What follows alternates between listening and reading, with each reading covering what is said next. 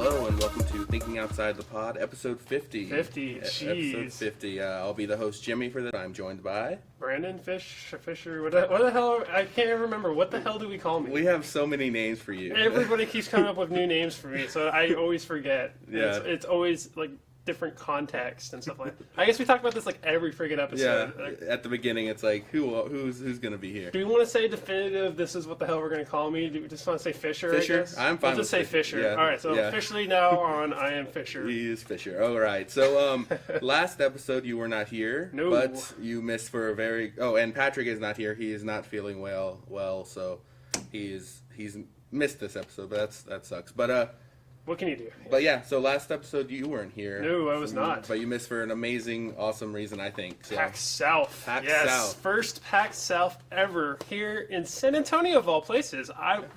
Who would have figured that? You know, I would have thought Austin or Dallas, but nope, they decided to have it over here at the Henry Bean Gonzalez Center. Mm-hmm. Nice. And it was pretty cool. Mm-hmm. I mean, it's one of those of...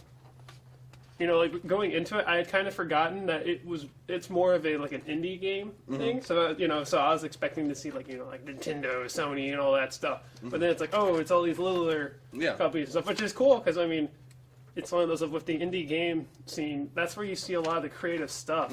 Yeah, because the big publishers and things like that can't risk like the amount of money they spend on games on something new. So they tend to go safer. Sure, and that's why you start seeing like the yearly releases, like Assassin's Creed and and your Modern Warfares and stuff, because they don't get any better. They go, okay, we just do enough new stuff, so it's kind of different. Now there's pirates, but it's essentially the same game over and over again, and that's never going to change until people stop buying the game. So what it means is you, consumer, are making video games suck. Yep, it's your fault. So it's your fault.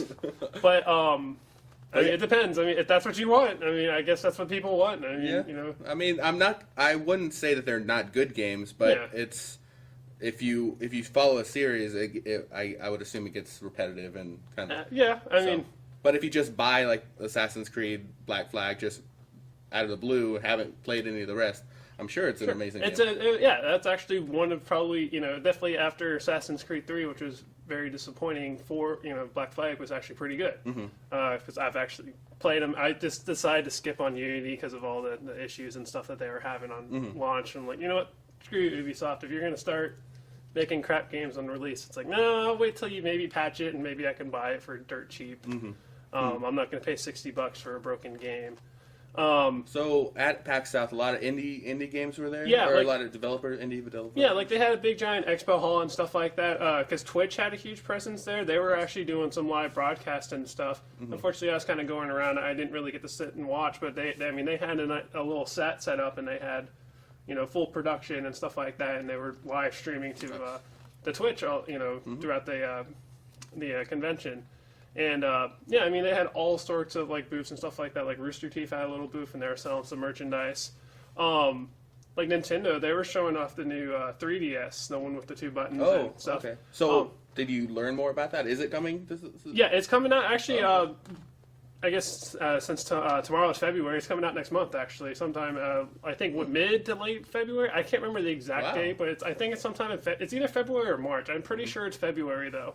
Oh, yeah, because we talked about it and we were unsure and we didn't really know if it was coming out to the States. Yes, it is, but they're only coming out with the XL version, the big version, not the little one. Because Nintendo gave some sort of reason. I guess since we like bigger things in the States, I guess that's sure we'll go with that. Okay. But that's fine. I mean, it's because looking at it, it's going to be what $200 I think on release, and then I think GameStop is doing a promotion where if you trade in your old 3DS, you get $100 off or something like that. So I mean, it depends. I think after messing with it, I think I'm probably going to get a new one. It's actually pretty cool. One of my favorite things is it has 3D facial following. I don't know whatever the hell they called it, but like if you tilt the 3DS, like the 3D, it'll go with you. So, I mean, you don't have to have that perfect sweet spot that you did with the first one. You could actually kind of tilt it around and still see the 3D. Nice. Like, every once in a while, it jar and stuff like that. But, I mean, it's facial recognition. It's much better. It's much better than it used to be, though. Yeah, it's one of those of, where if you tilted it, half an inch or whatever, it would, the 3D effect would go out. Yeah. Where now it follows you, and That's because cool. I played the demo for the new Majora's Mask remake that they're coming, and it has like a little analog num thing or whatever by the buttons, and that for camera control. I mean, it took me a while to figure out. Oh, that's a numbstick. Oh, I thought that was a button. It's like, oh, okay, that's the new quote unquote analog stick. And it worked. I mean, it was a little stiff, but I mean, it still felt comfortable to use it as a camera control. Okay, so it's kind of merging in like other controller technology with the dual. Well, joysticks? essentially, the idea is that the Circle Pad Pro, that big giant honking thing you stuck on the bottom of it, and it added the second analog stick. Essentially, they took that, chucked out the whole ugly, we're gonna make your thing super huge now, and pretty much stuck that technology in there. And then they added a better processor and stuff like that, and then they added the facial following 3D or whatever, and then the 2 shoulder buttons. So I mean, pretty good update. I mean, it felt pretty zippy and stuff like that. So I mean, it felt really quick. Is it gonna play the old most of them or all of them? It should, as far as I could tell, when I was looking it up online afterwards, it should play every game that the 3DS should play. Okay. So and it'll play the new one because there's Xenoblade Chronicles. Yeah. I think there's Monster Hunter. I think has some new stuff. Like I'm not exactly sure. That's kind of that right there. I think is the biggest hindrance on why people are kind of hesitant to buy it because it's like, well, what? There's not too. It's kind of questionable how many games are going to only be able to be played on this thing, and and a lot of people are like, why buy a new one when I already have one that perfectly works? Yeah. For me, I'm like the few little things are like, yeah, they actually add quite a bit, and if they do backwards support where they do firmware updates where you can use those things, that I think would be awesome. Yeah, like I said, I never play my 3DS that much, but if there's like a special on trading it in for the new one, I might do that. Yeah, I mean, it depends on the pricing and whatnot, but yeah, that might be something to go for. I mean, I like having the newest, coolest things, but so we'll see. Like I said, it's the content thing and the fact that I don't play much games anyway. Yeah. That'll all factor into it, but maybe. Yeah, because I mean that's definitely one of I play my 3DS a lot, quite a bit. Because right now I'm playing a game called Persona Q. Yeah. Which is pretty cool. I mean it's kind of a dungeon labyrinth where you draw it out as you go along, but that's a talk for another time. I can talk about that for a while. I'm extremely enjoying it. It's just unfortunately it's one of those games where you need long periods of time to sit down, which is kind of odd for a handheld game. You're like, no, this is supposed to be something you could pick up and play for a little bit, but no, if you want to do anything, you need at least like an hour or two, which is like kind of counterintuitive for a handheld game. But it's like, it's type of game that I like. So and is it part of that Persona series that you like? Yeah. It's pretty much like they took the characters from 3 and 4 and then kind of made some sort of weird scenario. Like I haven't gotten far enough into the game to figure out what exactly the hell is going on. But they're like, all right, both teams from the games are now in this this labyrinth thing, and they're this here because they are right now. They're trying to figure out what the hell's going on and why they're all together. But So yeah. So like I said, I might go for it. But as far as PAX South, I know you you took a lot of pictures. Yes, I did. I try. I'll eventually get around to putting it up on. I plan to do some sort of a post or something. Yeah. Where I'm going to put said post, I don't know yet. Because there's been a lot of changes that have finally starting to happen. So hopefully I'll start having a little bit more free time soonish. So we'll see what I'm going to do with that. I plan to do something relatively soon. Just I haven't come up with quite what I want to do with it yet. Very cool. But yeah, because PAX South, it was pretty cool because it was a nice little merger of video games, tabletop gaming, and card games. Because they kind of had their own little separate area where you had like half the expo hall was strictly like video games and stuff, and the other half was more of your tabletop. And like they had a huge giant area where you could go and you could bring your own games or whatever. You can play with people, or you could demo games and stuff. Yeah. So that's pretty cool. It's definitely one of those that you could tell it was the first year because and the thing is I think also a lot more people came than they expected because especially some of the panels so I went to go see Giant Bomb the first night that they were there, and that was pretty packed. Nice. It's one of those that was pretty cool. Well, that's good that it overshot their expectations, because it just shows how good it is, how good San Antonio is. Yeah. I mean, there's so much of that gaming culture in San Antonio that's you never really see. I mean, we're like tourist city, and we're San Antonio Spurs basketball, but you never really hear about our nerd side.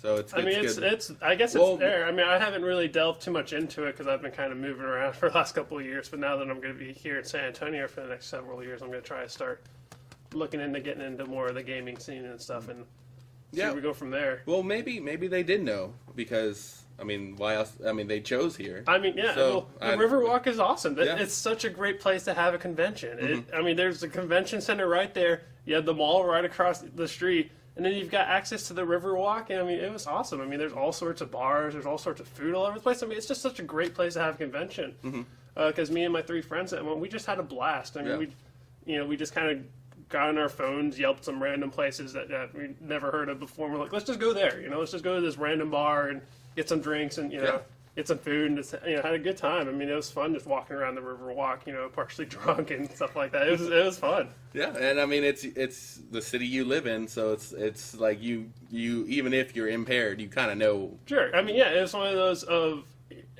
we had an idea of where we were going at all times. I mean, unfortunately, I don't walk around the Riverwalk too often. I mean, I've been there lots of times, but unfortunately, not really like at night and stuff like that. So, I mean, it was cool to get to actually see the Riverwalk at night, Fortunately, it was cold, so, I mean, that didn't help. Yeah, it was, I didn't think about that, but yeah. But, I mean, San Antonio cold isn't... It's not too bad. Cold. Yeah, but it was colder than normal, so it's like, oh... You gotta put on a jacket now, dang it. It sucks. But, so overall, convention a success, you think? Yeah, I think, I definitely, as long as I'm here in San Antonio, I plan to go every year if I can. I mean, definitely, it was fun. Because, I mean, they had, like, the best panel I had ever gone to. It was actually done by some of the guys from GameSpot. Daniel Dwyer was doing it, and one of their photogs/editors or whatever. And essentially what the panel was they came up with a top 10 list, and the entire panel was, we're going to film, and they attempted to edit it, which, because of distraction and stuff like that, they only got maybe about a third of the way through actual editing. But they used, like, audience interaction and stuff. Because in the video, I mean, there's literally a shot where they're doing, like, an audience bump shot of just for, like, countdown and stuff like that. I think it's, like, number 6, and you literally look, and I'm sitting there right there, dead center in the frame. Nice. So, I mean, it was fun. And it was really cool, because after the panel, I stuck around, and I talked with Danny and the camera guy. And it was just really awesome, because it's, as me being as part of the business, it was really cool to get to talk to these guys. So, I always kind of, I guess almost not really idolize, but I always, I'm like, that's the kind of stuff I always wanted to do, the content stuff. And I was always kind of curious of more of what's their actual job like. Because, like, we work in TV, and it's one of those of, on the outside looking in, it looks so much better than it actually is. I mean, which I guess it's the same thing with every job. I mean, it's one of those of, if you do something you love as a living, it ends up kind of tarnishing it a little bit. Not saying that I don't like TV. It's like TV has its pluses and minuses. It's one of those of... That's like, you don't want to see how the sausage is made or the hot dogs are made. You just want to eat the hot dog. Sure, It's like that. But you still like hot dogs, but... Yeah, but I mean, it was really cool to kind of talk with them and find out that it's like, well, the web industry is not as safe as I always thought it was, They're actually condensing their on-air talents. I mean, they still have a huge video front, so I mean, there's those types of jobs and stuff like that. But it's one of those of, they're going through the same things that the TV industry is going through. Surprisingly, so it's like, oh, okay, well. Yeah. But I mean, it was just really cool that when talking with them, they kind of pointed out that it's like, okay, we're not, we're talking basically as equals, as we're both, we're all professionals in the same business. And it was just really cool to really. Yeah. Well, hit on that, because I always thought of them as possibly, higher, I guess, in the food chain or whatever. But it was really cool, to talk to them as a fellow professional, as opposed to just me being like a fan or something like that. It was really cool. Yeah. Oh, I bet that panel would be interesting, because you always see those like top 10 lists and video game videos online, but you never really know what goes into the making of them, and trying to make one during a panel. Oh, especially chaotic. Interesting. It was chaotic and very fun. It was not a normal. That's not normally how a top 10 list would go, but it was fun. I'll look up a link to the video that they made because, quite honestly, the video was kind of crap, but it was a fun type of crap. You know, it's what are you gonna do in an hour? You know, it's one of those of trying to do an entire taping in an hour with people, ad-libbing who, fortunately they did an okay job, but it's obvious they're not on-air people. That's a skill that needs to be practiced. Mm-hmm. No offense to anybody who's in the video, if for whatever reason you listen to us. I'm not saying, I'm not good on air. So, I mean, it's one of those of, I would do just as bad. So it's one of those of... They're listening to this podcast right now. It's like, we talked to that guy. We thought we were cool. He's insulting us to our ears. But yeah, I mean, it's something that just takes practice and stuff like that. Oh, yeah, I mean, but it was a very fun panel. And, I really enjoyed it. And... hopefully, I hope they do it again next year. But because the only thing that I can kind of see that's going to be a hindrance to PAX South though is the fact that that PAX East is March, and so it's one of those of in the next couple of years, I guess they're going to have to figure out exactly what the identity of PAX South is. Because it's one of those of with the smaller developers, they're only going to be able to go to one or the other. So you're probably going to see more local, Texas developers and companies are going to probably go to PAX South since it's it's closer. Mm-hmm. And PAX East, is that like New York? That's Boston. Okay, yeah. Yeah, that's up in Massachusetts. Then there's PAX Prime, which I think is August. It's later in the year. That's up in Seattle, Washington. And then there's PAX Australia, which is in Melbourne. And when the hell that is, I don't know when that is. Yeah, so a lot of the big companies might be able to handle going to both, like East and South, but the smaller ones might not. We'll see. I mean, that's a I don't know. That's be quite honest. Yeah, but that's kind of the scheduling and the pressure it puts on developers and things like that. Well, also it's one of those if it doesn't help that there's 4 PAXs a year. Now it's basically there's a PAX convention pretty much every quarter of the year now, and. Because, of course, PAX Prime is the biggest one, so that's probably where you're going to see the biggest developers is PAX Prime. But we'll see. I mean, it's one of those of PAX East started out small. It was in the same boat that PAX South was, a couple years ago when it started. So we'll see where it goes. I mean, I'm excited for it, and, I definitely, I plan to go there. Like, next year, hopefully I'll do some videos and stuff, actually do some video content. This year I just wanted to check it out, and it was one of those, I went with friends, and I didn't want to hand them a camera and say, "Here, tape me doing stuff." Yeah, no, that's cool though. Well, yeah, I don't blame you at all. I would, if I was going to somewhere and it was the first time something was happening, I don't want to work during that. I just want to enjoy it. Yeah, experience the full experience and not have to diminish it with having to shoot videos and worry about what else you need in this video and things like that. So yeah, cool. And I guess on to our next topic, but speaking of gaming, kind of like some new information on the Final Fantasy series. Oh boy, yeah, Final Fantasy 15. Oh man, when Jimmy brought this up, I was like, oh, I know about this. Well, explain it to me, because I played the first Final Fantasy. Played the first one. So the original, are you talking the original one on the NES or one of the remakes? No, there's been about 100 different remakes of that game. The one on the NES. Okay, because I never played the original NES, but I did play the PlayStation remake, I think. Eventually, I just emulated it and played through it. Yeah, for those of you who don't know Final Fantasy, it's in the genre of Japanese RPG. It's probably the biggest one. I don't know if it's still the biggest in the States. I think Dragon Quest or Warrior, whatever hell it's called. I think Dragon Quest is what it's called in Japan. I think Dragon Warrior was the localization, if I remember correctly. I think that's the biggest RPG series over there. But Final Fantasy is definitely the biggest in the States, with Final Fantasy VII being probably the most iconic one, I guess. I don't know. It's one of those of I think it's the most overrated one. I mean, it's like, yeah, it was great back when I was a kid, but then you're like, Yeah. When I go back and look at it, I'm like, it's okay. It's not as good as I remember it. But Final Fantasy 15 is going to be on the PlayStation 4 and I believe the Xbox. I think it's doing dual release on Xbox One, if I remember correctly.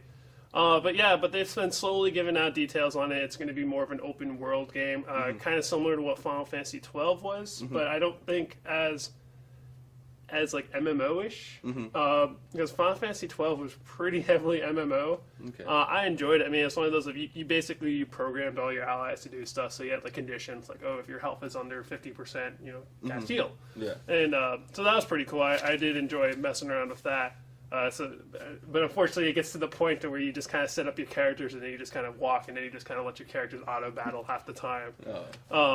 So it kind of took a little bit of the control. I mean, but that was for how long the stupid game was and how often you're like, okay, that's fine. I'll let it just auto battle for a little while.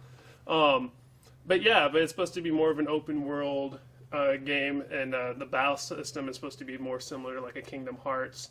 Because I can't remember if the guy who did Kingdom Hearts, if he started development on it back when it was Versus 13, and then I think they pulled him to do Kingdom Hearts 3 or something like that, or I don't know if he's working on it now. I can't remember. I'll have to look that up to give more exact details. Yeah. But he's somehow involved with it, which is why the battle system is the way it is. What's the battle system in Kingdom Hearts? What's it? I remember playing actually a demo. Now that I think about it, a demo of some Final Fantasy game where like you're walking down a path and then it's like Pokemon and it turns into a battle and then there's like 3 enemies and then you have 3 people. That's the traditional. That's the traditional, like the old school style where you had your random encounters and stuff like that. So that would be like Final Fantasy 1 through, when did they finally stop doing that? I guess technically 12 is the first one where they didn't do it, because I mean, it's like 1 through, I guess 11 was the MMO first one, so I guess technically 11 was the first one, because like 1 through 10 they were all the kind of the traditional battle system, and they changed it up between it was still essentially the same thing, but they just did how the changed a little bit. How the turns played out was different in each one, but it's going to be more of what's called an action RPG, which this varies extremely. There's not an exact definition for what exactly an action RPG is, but it's more though of if it's similar to Kingdom Hearts. I can't I've only seen certain gameplay videos, so I don't know too much about how it's all going to revolve. But you move your character around, and you have a little like a menu, and somewhere at the bottom of the screen, and you have like attack, magic, item, and stuff like that. And as you're moving around, you pick your commands as you go, and then they do attacks and stuff like that. And like it looks like he has the ability, like he throws his sword somewhere and then he like warps to it, which will be really cool, especially if they do places with very high elevation and stuff like that. I think that'd be awesome if you could chuck it at the top of a building or something like that, and like jump from the buildings and stuff. Yeah. I mean, we'll see what they're gonna do. I mean, if I hope they do some cool aerial stuff with it. I mean, that'll be cool. But yeah, it's basically going to be you kind of run around, you target enemies and stuff like that, and then you input your commands as you're going along. So the enemies are kind of walking around already, I would or think something so. like that, depending on the environment or where they're at. But at the way that they're explaining it right now, that's what I would expect. I would expect you just to kind of walk around, and the enemies would be kind of doing their own thing, because it sounds like it's going to be more of like a wilderness environment. Okay. So you'd see just random monsters just walking around, just doing what monsters do, I guess, as opposed to the random encounters. Yeah. Which I hope. I the more that I play games, I prefer to have it where I can.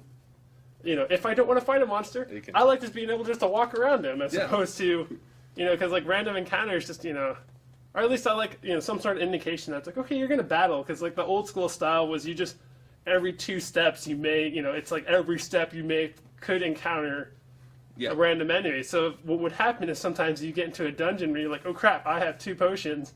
And of course that'd be the one time where every step you get into an encounter and you're just like, oh crap, and this is now a war of attrition because there are 400 encounters where this, the previous dungeon I only had 2 encounters, and it was just a dice roll essentially. Yeah, the first Final Fantasy had this one cave or something, and this one, like if you go one way, every step is like a battle with an ogre, or a couple ogres, like each, and like you could, like it's like I have to just barrel through because I go back, it's more of the same. So so I agree. Like Skyrim, like that's what I did. Like anytime there was like a giant mammoth camp. I'm like, I don't want to deal with that. You just walk around and keep going. Sure. So I think I like that better, because I mean, even like Pokemon, I I get bored with like I just want to get through this freaking Zubats. Leave me alone. I know, yeah. That's why you get repels. Yeah. Or you just one hit kill them and just keep going. You're like, all right, whatever. It's a little experience. You know, you just AFK and watch YouTube videos while you're doing it. That's what I used to do. And it's like, all right, I'm just gonna kind of not pay attention to what's going on. Yeah, so that's cool. I like that gameplay better. For me, I'm excited for it. I mean, I've been wanting the stupid game to come out for, I don't know, it's been in development for like 6 years. Like, it was in development, and then they kind of, I think they trashed kind of the original game. They kind of took some ideas, and then they started to basically redevelop the game a couple years ago. How long did they announce the, the first inklings of there being, or when was the last one released? Well, last one was 13.3, and that was released, what, a year or two ago, I think? So it's not like Duke Nukem, like no, that type. Not 12 years, but definitely this game's been, because what happened was with this game, the development cycle, it originally was going to be Versus 13, and they were supposed to be, they did Final Fantasy 13, and then they were supposed to be, 13.0 and Versus 13 or something like that. And those were supposed to be kind of two separate games that I think were supposed to be in the same world. I don't remember. That was like 6 years ago. And I think they dropped the 13.0 or whatever hell it was called. And then Versus 13, they kept kind of giving little, yeah, we're working on it. We're getting it.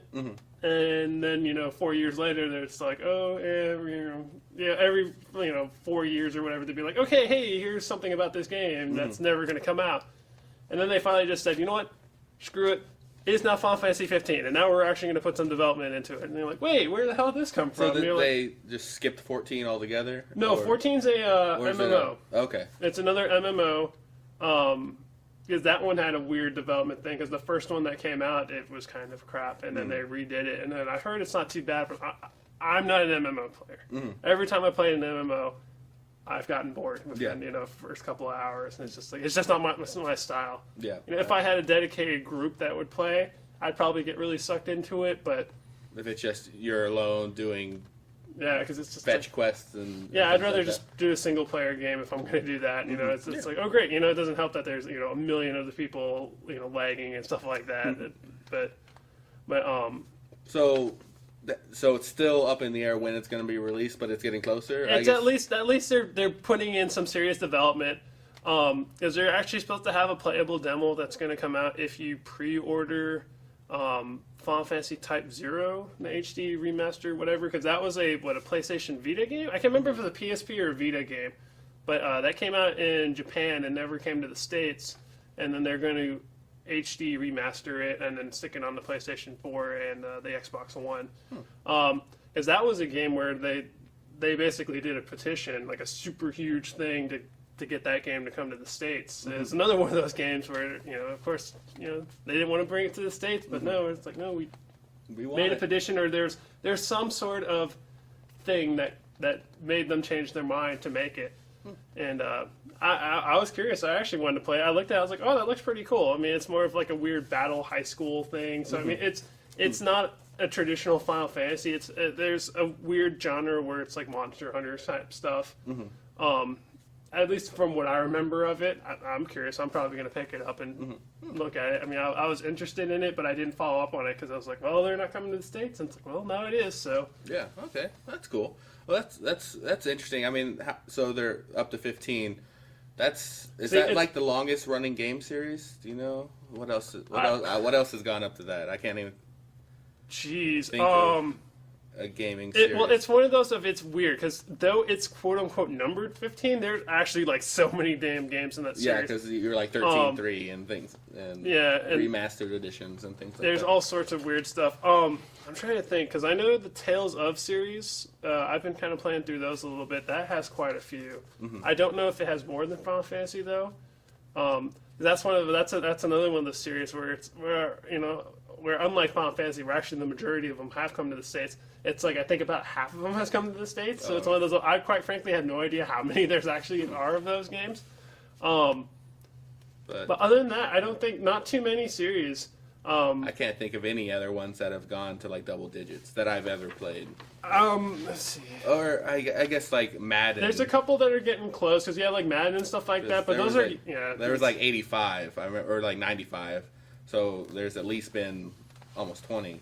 Yeah. Something like that. So I mean that's yeah. So but it's like but yeah. But that's just a kind of a rehash, and you do the same thing every year. So I mean, it's new player names. They just rewrite the files. And so I mean that's like, oh, we added more players. It's just updated the roster and stuff like that. Yada yada yada. I mean that's But as far as a series, I would think that's one of the longest runnings. Yeah, that's cool. Because I mean, usually games. I mean, I see a lot of trilogies and stuff like that. But yeah, for the most part, generally they don't go that high. I mean, it's just that was just one of those things that it just got really popular both in Japan and the States, and they just kept making it. Because I mean, because Final Fantasy was supposed to be SquareSoft's last game, and that's why it's called Final Fantasy. Yeah, but I love that story. That's awesome. Oddly enough, it got really popular, and now they're on 15. It's kind of one of those oxymoron names, like Final. This is Final Fantasy. Oh, now it's another Final Fantasy. Another Final Fantasy. See, what I would love to see is I would love to see a whole nother studio take on Final Fantasy. I'd love to see what like BioWare would do with it. I'd love to see this. BioWare did Mass Effect and Dragon Age and stuff like that. I'd love to see a different company take the reins and see what happened if a Western studio or like a European studio took it. I think that'd be really cool. I think that'd be cool. Let them do them switch games. So be like, all right, you do the next Dragon Age or whatever, we'll do the next Final Fantasy and see what the hell happens. I think that'd be really cool. I think that'd be a really cool little cross-cultural thing. I mean, Mass Effect's one of my favorite games, so anything that company does, I want to. I mean, I want them to have all the success ever because of all the fun I've had with Mass Effect. So that's cool. I agree. Who knows? Maybe it might prompt me to jump in. I mean, we'll see. I mean, definitely, I plan on getting it. Would something like that ever happen though? What? BioWare or a Western company taking over? Is that a possibility? Well, there has been change of hands of series before. Usually, that's like if like Activision buys something, they may change exactly who develops the game. Have I ever seen it go cross like culture like that? No, not really. But it'd be interesting. Well, actually, when I think of it, I don't know who exactly did the most recent Tomb Raider because I know because Tomb Raider technically was it Naughty Dog. Eidos used to own Tomb Raider, and then now Square Enix owns it. Okay. So I think the more recent one actually might have been developed by a Japanese. I'd have to look that up. Don't quote me on that. I don't remember because it is now owned by Square Enix. Okay. So I think that might have that could have changed hands because definitely it changed drastically from what it used to be to the most recent one. I never played any of those games, but I mean the graphics wise, I mean there was like a picture at the first Tomb Raider and just crappy like 8 polygons for the whole body. And then, like the new one, it's amazing graphics. So So I mean, I don't remember if it's still a Western company making it or if it's an Eastern company. I'd have to look that up. But that's a very possibility that might have changed across the culture barrier or whatever. But rarely it doesn't happen too often. At least from what I know. I mean, I could be making shit up. I don't know. I unfortunately don't follow.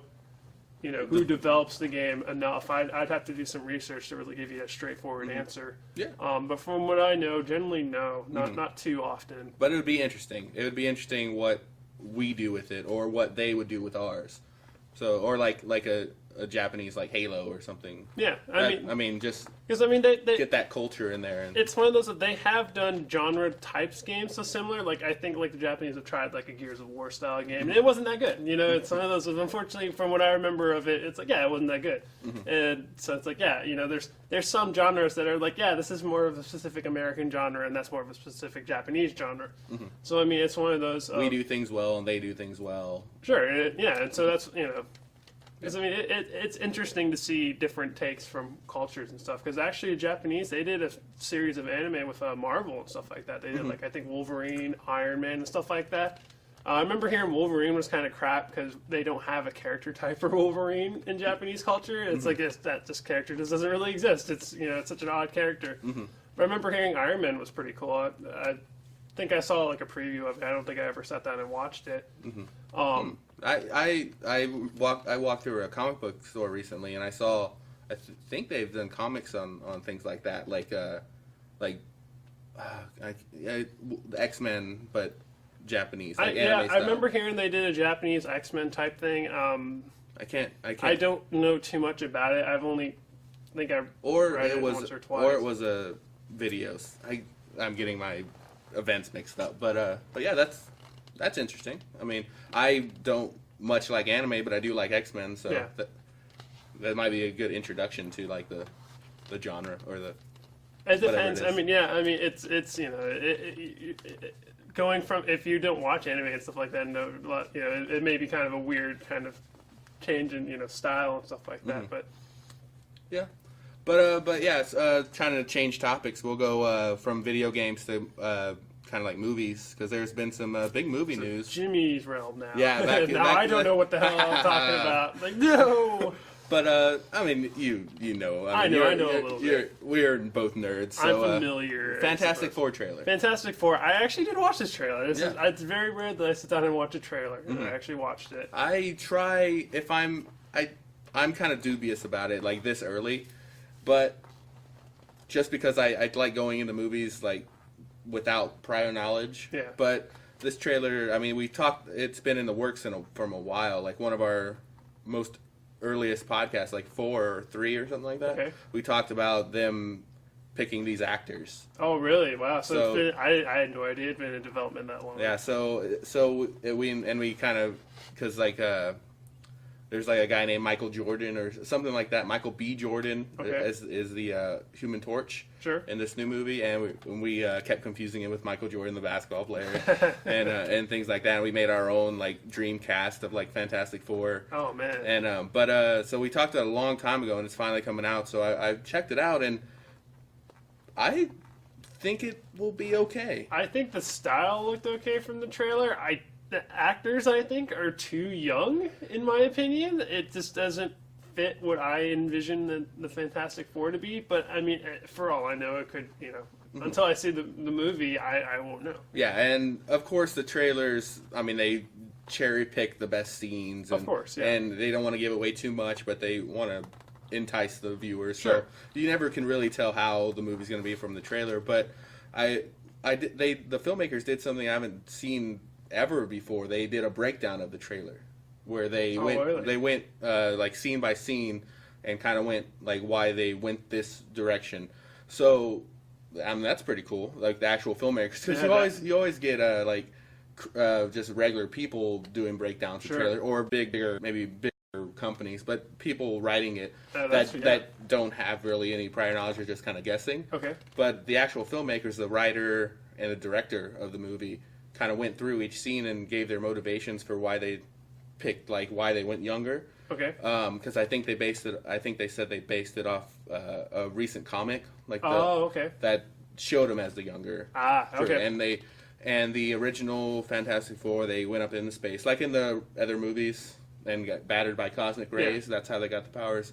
And this other one, they're trying to go between dimensions or something, and that's how they got their powers.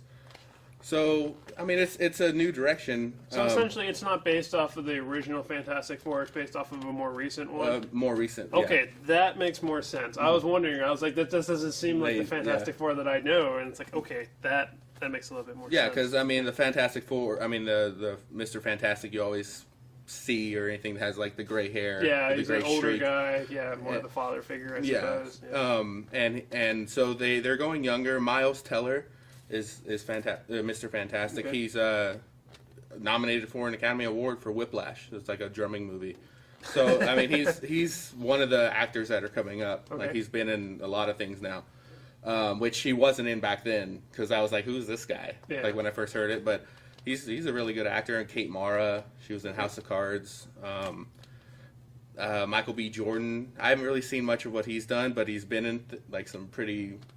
So I mean, the cast is good, but they have some acting power in the cast, and I mean visuals these days are kind of cool. They're going motion capture for the Thing, like so they're not like on the other movies, the other Fantastic Four. They actually had a guy in a suit doing everything, which I didn't think was that bad. I mean, it looked like how he looked in the comic. I assume I didn't read the comics, but anytime I saw the Thing, that's what he kind of looked like. So, well, no, with like the more recent, of like the Hulk and stuff like that, if they do something similar to that, I think it could work out. I don't know. We'll see. I mean, that's with the way computer graphics are going nowadays. You're like, I could probably come up with something pretty cool. Yeah, I mean, he looked a lot more Rocky in this trailer. They didn't really show much. They show him like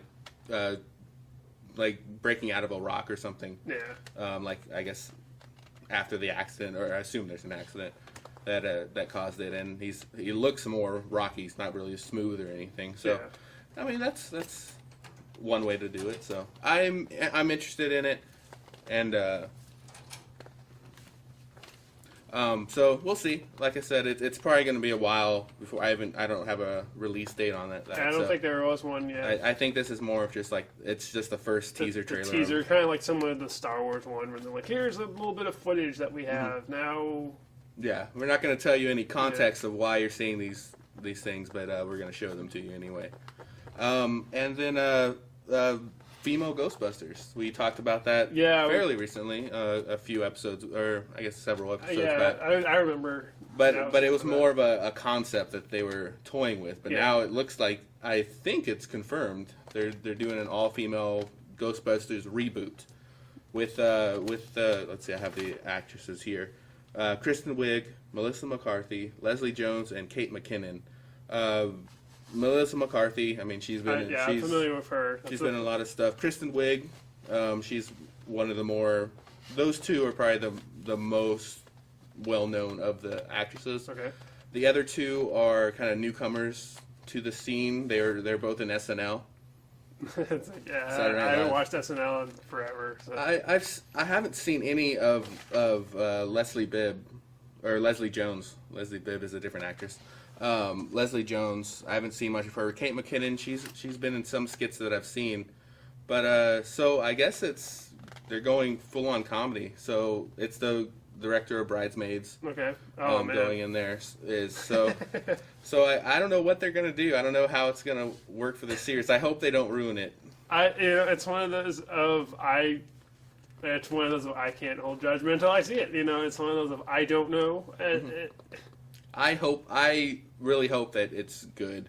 I don't know. Ghostbusters is a beloved franchise, so they're changing a lot in it, going all female. So I mean, it's one of those of I don't know. I'm curious as to what direction they're gonna take. Are they gonna just say this like, okay, we're just basically replacing the original ones with these, or is this gonna be like down the line? Like you'll see Dan Aykroyd or something like that'll be just randomly pop up or something like that. Yeah.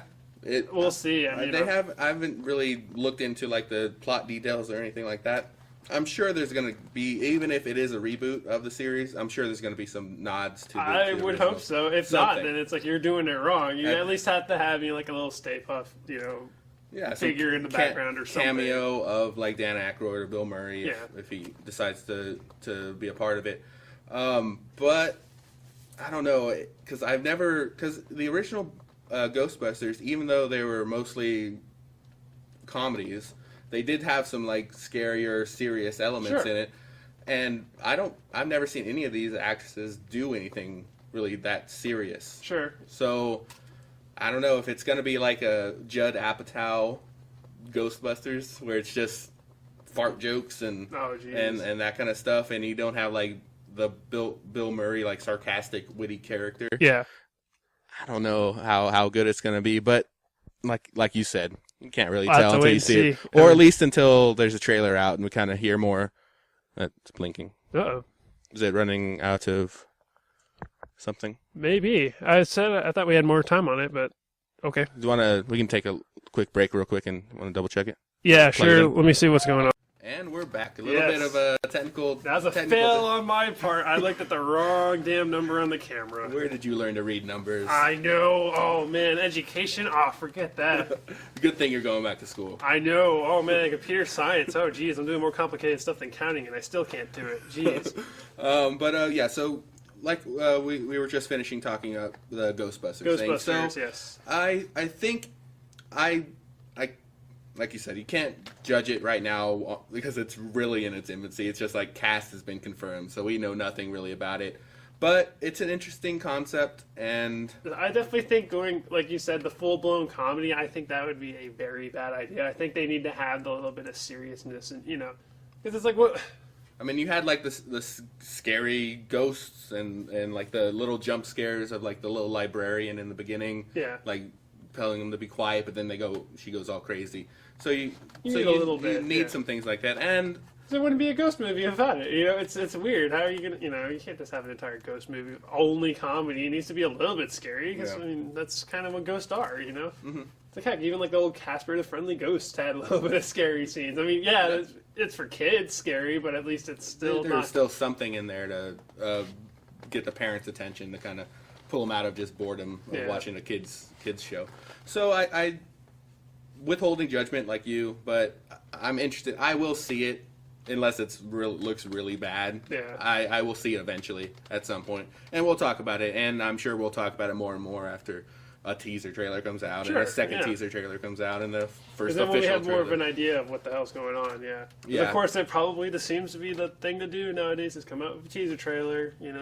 So it's like, well, we'll wait for that in a couple of months. Yeah. So cool, good on them for trying something different. We'll see how it works out. Yeah. Next story.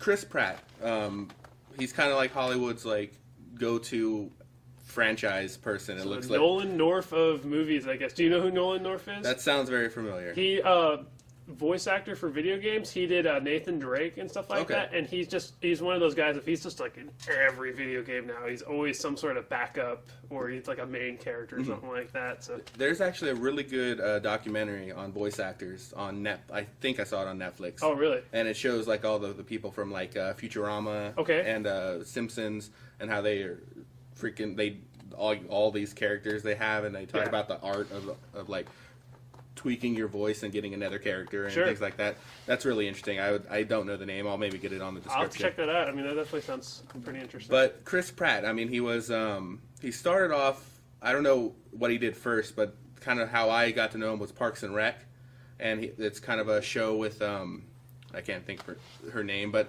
Parks and Rec, a pretty funny show. It's still going on right now. They just renewed the most recent season.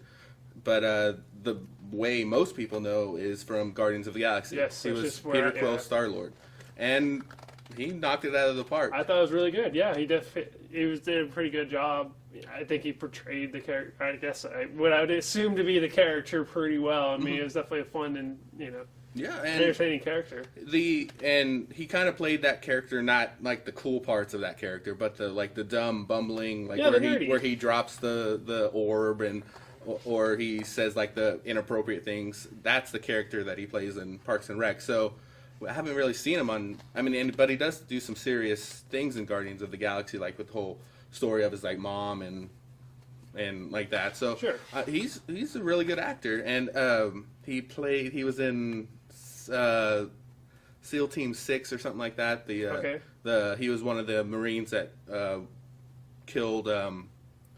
Osama bin Laden. Yeah, so he's done some serious work, but they're eyeing him, or at least the studios have been saying that maybe he should be Indiana Jones. And it's one of those if he can give a similar performance to Guardians of the Galaxy, I think it actually would turn out, because when you look at it, Star-Lord's kind of a space Indiana Jones. I mean, it's a similar character type. I mean, there's some subtle differences, but the character type is quite similar. Mm-hmm.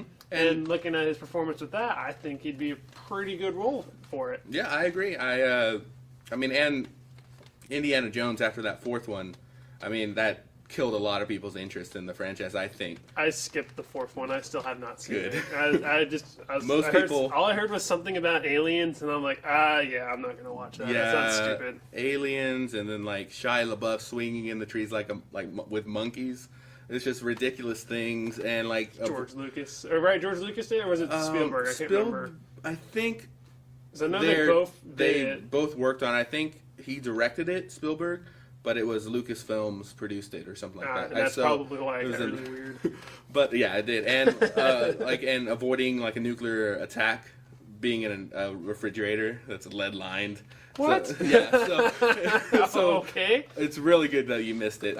Oh wow. I just thinking back, I'm like, oh my god, it was ridiculous. But But yeah, so that franchise kind of took a big hit on that. I think Chris Pratt will bring something new to it. I mean, definitely get the younger people interested in it. Yeah. And I mean, he can do action sequences fine, and he can do like the little sarcastic little things that Indiana Jones says, and I think, and he's like the biggest thing right now. His next movie, I think, is going to be Jurassic World. Okay. So he's rebooting like that series. Sure. So who knows? He's definitely one of the bigger stars of today, and it's good that he's kind of like a funny, nerdy type definitely. character. Yeah.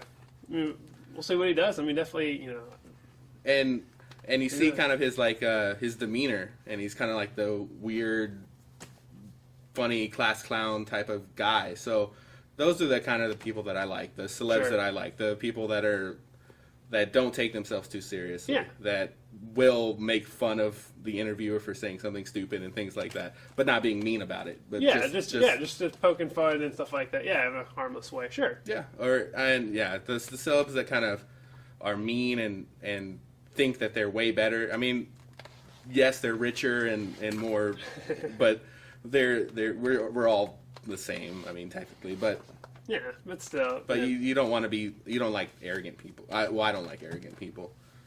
So cool. Chris Pratt, good. Yeah, so we'll see where that goes. I mean, that's pretty cool because I had no idea they were going to reboot it anytime soon. I mean, and I don't think like it's just in talks. I think it's just the studio wants like said that they are eyeing him for maybe Indiana Jones. So well, I mean, you look at it, that's kind of the current thing nowadays. Is they're rebooting anything, everything. That's kind of movies, video games. They're doing all these HD remasters of everything. Cause it's like it's cheaper to just do that than to make a new game. That's kind of I like original movies like Her. Like if you remember Her, where he falls in love with his OS, like his operating system on his phone. Oh, really? Jeez. Oh, I have not seen. I'm not a movie guy, so you're gonna have to. Yeah, there's a lot of room for originality. It's just, I guess, like in games, the big studios are just scared of doing it. Yep. And popcorn flicks seems to be the summer releases seem to be the big ones. So yeah, like the Chris Nolans out there, like I can't think of the other guy's name that did Gravity and Interstellar, kind of big budget science fiction type, serious science fiction movies. I'm glad that they're coming back because I like those kind of science fiction movies, and it's not like just the standard action or the standard like romantic comedy and things like that. So I like the way the movie industry is going somewhat, but the remakes and the reboots and I was gonna say all the Marvel comic book movies are gonna eventually you're like after you've seen enough. I mean, yeah, great, they're all kind of different stories slightly, but they're all the same movie. Yeah, like when's that bubble's gonna burst? Like we've talked about that before. I hope it doesn't. I hope they keep tapping into new original stuff, as original as they can be. And I just think they maybe need to increase the amount of time when they come out, not do like a new yearly movie every year, do it like every other year. Yeah, so they don't oversaturate the market and get people bored that much easier. I agree, but we'll see what happens. Yeah, so a lot of things to look forward to in the future. So but yeah, that's about our time. Anything you'd like to suggest, anything you watched or seen recently that you can recommend? Not really. I mean, unfortunately, I've been really busy as of late, so I haven't had much time to enjoy. Yeah, me content. Too. I know Project Almanac just came out. It's like a time travel movie. I think I'm probably going to see that eventually. That's probably my next movie that I want to watch. It looked okay in the trailers. I'm not too excited about that. I'm like, eh. Yeah, I've heard some mixed reviews about it, so I don't know, but that's about it for this podcast. Some changes maybe occurring in the future. Our anniversary episode's coming up, so that should be good. We're slowly getting there. Yeah, it's one of those Yeah, we still got some time to work on it, so I think we'll get it to where at least we will have something. You know, what it will be, we don't know anymore, but it will be something. Yeah. So. But yeah, that's our episode 50. 50 episodes. This is like the most I've done one thing ever. I know. I can't count that on 2 hands anymore. Oh man. Oh no. You can barely count anyway. So I know. Oh man. But come on. Yeah, I'm kidding. So thinking outside the pod, you'll find all of our social media links. Make sure to follow us on Twitter, like us on Facebook, subscribe to our YouTube channel. Kind of backlogged on those videos, so I'll be getting. That's kind of my goal right now, is to get those videos as current as they can be, and then also maybe more content for the videos. Yeah, because that's definitely trend. I have plans for more content. Just it's one of those of there's some stuff that I need to procure before I do that. So I'm getting close to it.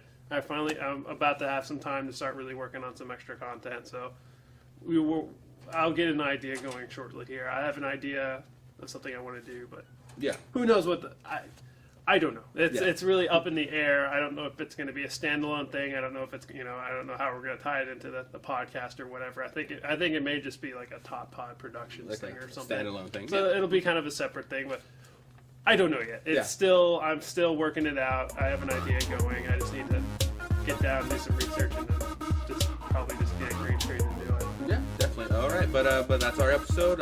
We'll see you next week. All right, later. Thanks for watching our video, guys. Before you leave, don't forget to rate and subscribe so you'll be informed for all of our future updates. Make sure you visit our social media sites like Facebook, Twitter, or visit the website, thinkingoutsidethepod.com. All the links will be in the description below.